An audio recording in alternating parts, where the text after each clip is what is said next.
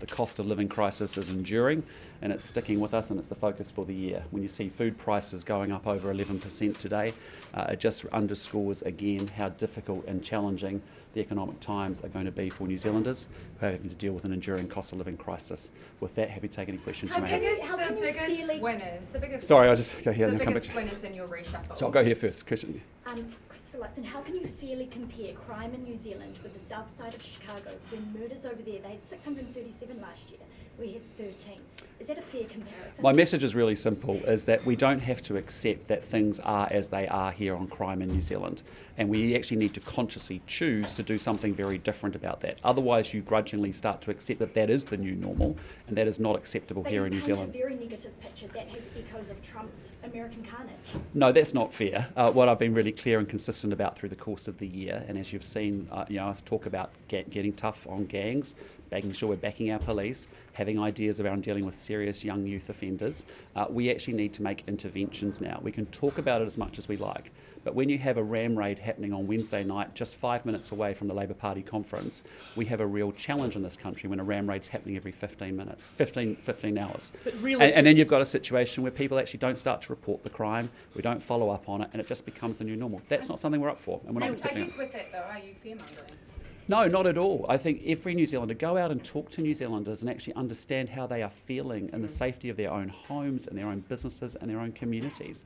I spoke to a number of New Zealanders over the summer period, and they are incredibly fearful about what is happening around law and order and crime here in this country.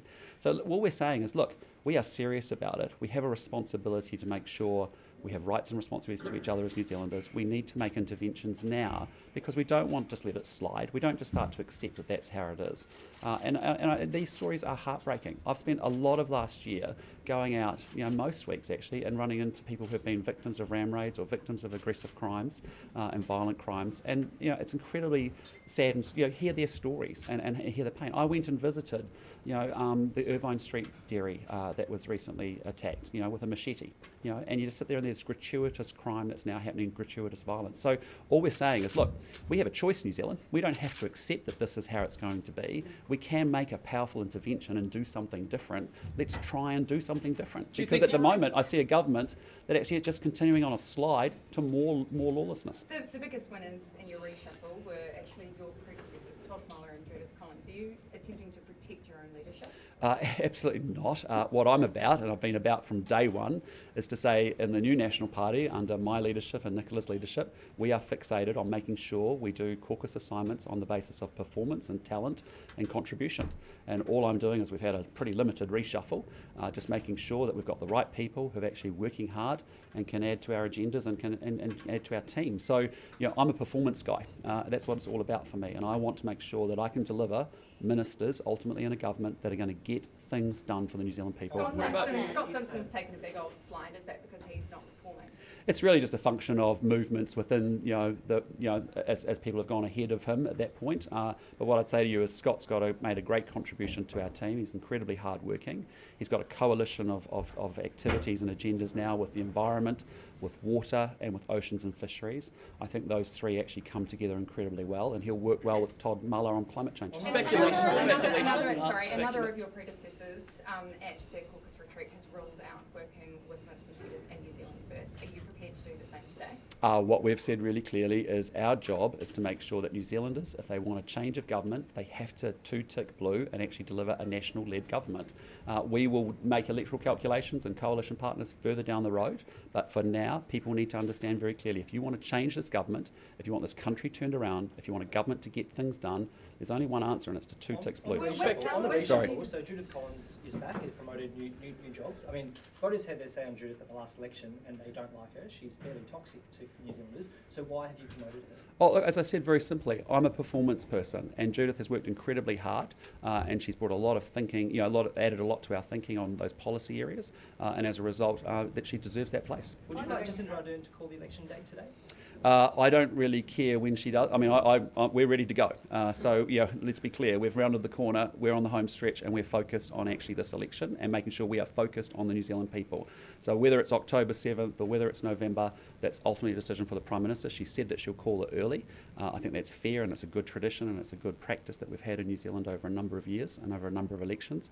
But the bottom line is we're ready to go, and our job is to be focused on the New Zealand people. Why have you singled out October 7th? What's important about that date? Oh, it was just I've had some of you here with your sweepstakes and pundits saying that it's October 7th all through to the end of November. So I'm not losing sleep or thinking about it, to be honest with you. All I'm making sure over the last year and continue to do this year is that our team is ready to go. When will you be announcing any policies? You've talked a lot about what National's going to do. When are you actually going to put those words into action? Well, look, we have been announcing policy through the course of last year. I think when we actually gave a very thoughtful set of policy answer around how we drive more prosperity and economic growth in this country, that was a really good speech. Go back and read that.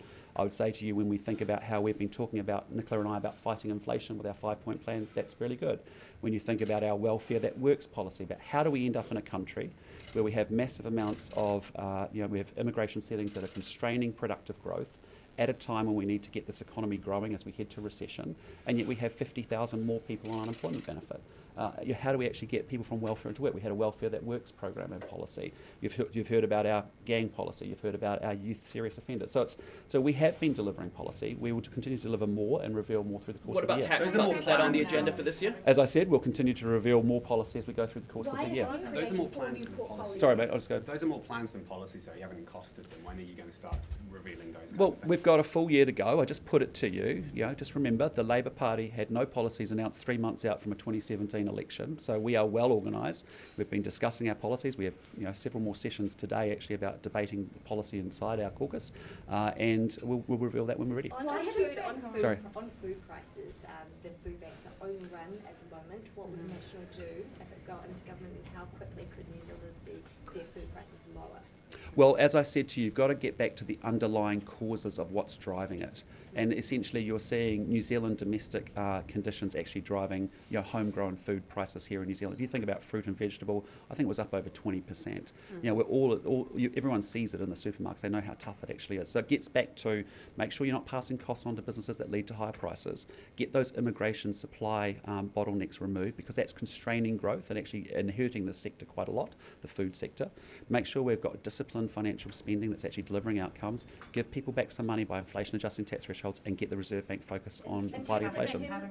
So you've got to get to the underlying causes, and that's the frustration, is that the government hasn't changed any of its economic settings as the conditions have got worse over the course of the last year. One of those underlying causes, though. Sorry, just to let you finish. For timing, though, that would take time, and the inflationary tax cuts wouldn't kick in for those at the bottom. What would the people who are really struggling at the moment get out of the national government if you were to get? Well, we are going to go to work immediately, and that's why we're going to be ready from day one to implement things that actually make sure that we do get the immigration pipeline set up so that we actually can get support to those sectors so they can actually collect fruit and vegetables and actually get prices down.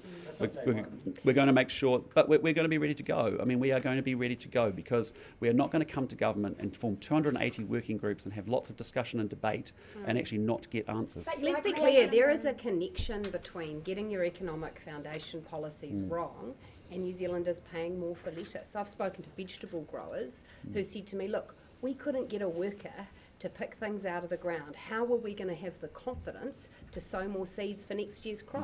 And the simple answer is businesses haven't been confident to invest, expand and grow, and New Zealanders are paying the price. You're creating 4 new portfolios and you want to strip bureaucracy. Are you just not adding to bureaucracy by doing this?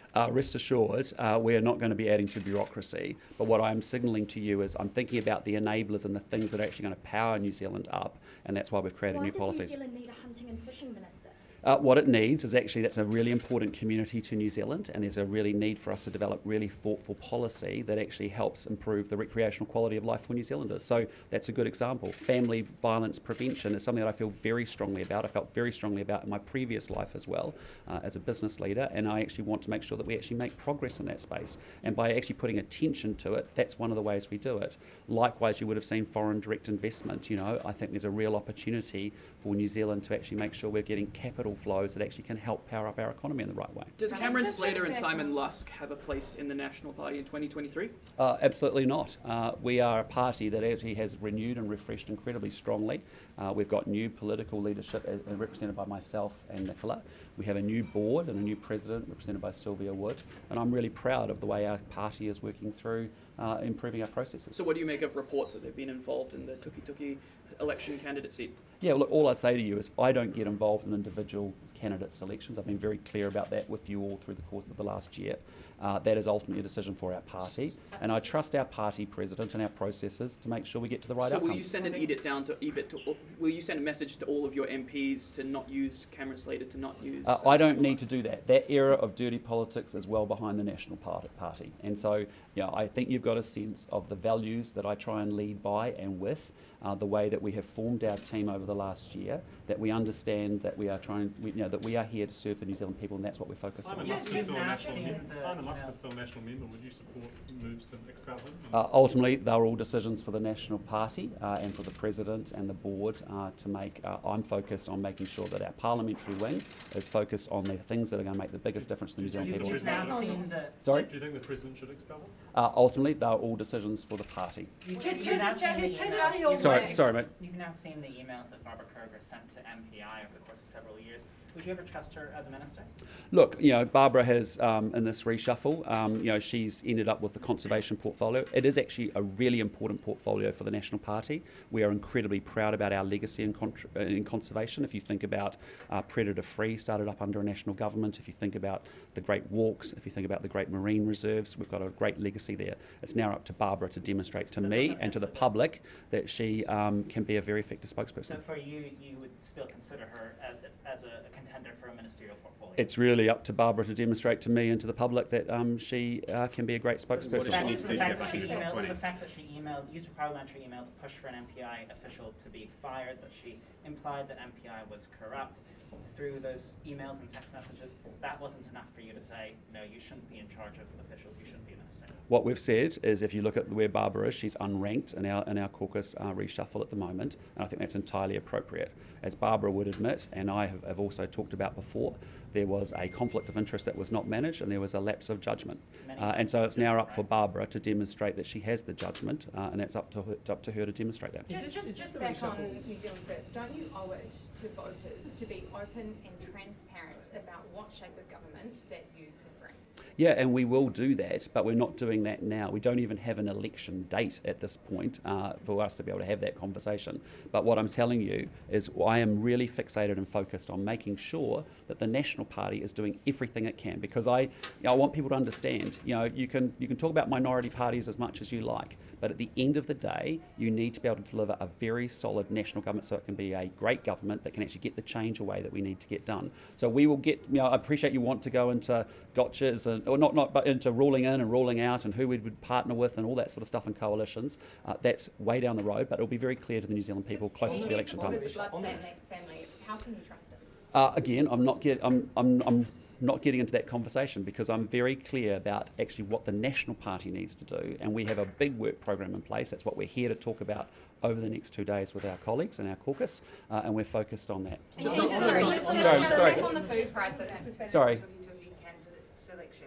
What do you have to say to David Elliott and his claims regarding it? As I've said to you, I don't get involved in individual candidate elections and selections across this country. It's not what I spend my time. I'm clear about expectations with the board and with the president about what I expect in terms of competencies, in terms of behaviours, in terms of profiles of people that we might be looking for to bring in.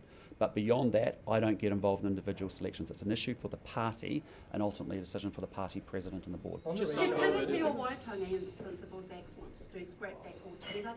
What is your whakaaro on that? Are you going to do that? And also too, they also want to scrap relationships with iwi. What's your whakaaro on that as well too? Well, what I'd say to you is I think that would be incredibly divisive, that the Treaty of Waitangi pulled New Zealanders together as one country. And yes, we have strong bicultural traditions. We are a modern multicultural country going forward in the world. And from my perspective, I think that would be divisive. I think we are very clear about the fact that we want to be one people, and the treaty helped us do that. Seymour says that it was undermining democracy Māori say it is part of democracy. What is your Well, where do you stand? what we've been very clear about is we do not support the co-governance of public services. We think we are one country. We think we have a single system of delivery of public services. We target people on the basis of need, not ethnicity, and we are all equal with one person, one vote under New Zealand. So those are pretty clear principles for us that we navigate by, and that's what we believe. Just on Absolutely COVID. zero chance of a Sorry. referendum. Sorry, just zero chance of a referendum. I think a referendum's really unhelpful. We're really clear about, from our point of view, I get the politics of it, but actually I think it's divisive. I'm really clear that the treaty brought New Zealanders together, whether they were Māori, non-Māori, and new New Zealanders that have arisen subsequently. And so from my point of view, it's pretty straightforward and pretty simple. Just on COVID, Okay, just on 2 more questions, guys. Just Sorry. on COVID-19, is it time the government adjusts its isolation period from 7 days to 5 days, or do you think that it should be scrapped altogether? Look, I mean, that really should be driven off the back of the health advice that they're getting, and when they see good practice from around the world and from the scientists and from our medical folk, that should really be driven by that. Sorry, last question. Reshuffle, is the top 20 now locked into the election, or might there be a couple of late reshuffles or retirements in that? Look, I'm not aware of any more retirements. We've obviously spoken about Ian and David and obviously Jackie as well. Did you check in with those people to say what are you thinking? Or Yeah. they're locked in? Rest assured, I talk to my caucus individually, dynamically all the time, and we have a lot of dynamic conversations individually, consistently. So from my point of view, this is the team that we're going to the election with. Obviously, conversations about ministerial posts after the election is a different conversation. Until we win an election, it's all academic. What I'm assembling is the best team that I think takes us forward at this point in time. It's obviously up to each of my members to work incredibly hard with the responsibilities they have. As I've said to you, I'm a performance person. That matters most to me, and as a result, it's up to them to actually make the case, build the ideas, and communicate them to the New Zealand people. And I think they can do that very well. Let's remember, Ben, we're working Alright. hard to earn the support for more MPs. Sorry? To your answer to Mark's question, Barbara Kuriga definitely has a way back if she endears herself to New Zealanders, apologises for, whatever. She can enter your cabinet after the election, potentially. Look, Barb and I both said there was a conflict of interest that wasn't well managed, and there was a lapse of judgment. By her own admission, she would say that as well. She is unranked as it is. She's got an important portfolio, but it's up to her to demonstrate that she has the judgment, and to me and to the New Zealand people, and that's up to her over the next year or so. Okay, Sorry, thanks so just much, back on Shane. food prices. Yes. You're talking about the underlying factors. One of the major factors in the latest increase were egg prices, and one of the underlying factors there were sort of the incoming cage-free regulations. Would you then reverse those regulations that were brought in 2012 to address the increase in egg prices? No, I think they were actually quite sensible regulations, to be honest. But yes, we've got a challenge with a short-term supply as the industry obviously is adjusting to that. It's a bit surprising. I thought they actually had time to adjust to it and had, but we've got to keep pushing forward. And just sum up the team you brought together out there. Look, I think very determined and very focused on the New Zealand people. I think, as I said, I'm incredibly proud of the progress that we've made in 12 months, over the last 12 months. I hope you've all seen that. I think we have a team. I think we have people, we're using their capabilities, their strengths on the right assignments. We've got a party refreshing and renewing, and we've been able to attract really awesome people to come and want to work with us. And so it's now about focusing on the New Zealand people, what they want. Reduce the cost of living crisis, raise incomes, make sure that we actually deliver for them and actually get things done, and we're going to do that. Awesome. Thanks so much, guys. Can I just give one sorry. food prices? Last question. Do you know the average price of a block of cheddar cheese? Yeah, it's about $15 to $20, sadly. What else do you want? Eggs at $5, lettuce at $5, butter at $5, pretty much. Were you just told all of this before you came out? No, He does his own shopping. I do my own shopping, Jason. mate. Yeah, I think I might have even seen you at some New World at some point. So, hey, listen, thanks so much, guys. Have a good day. Take care. Sorry, mate. Just while you're in Napier, Labor's obviously up the road. Were you surprised that they've come into the same city? No, but I mean, we're here because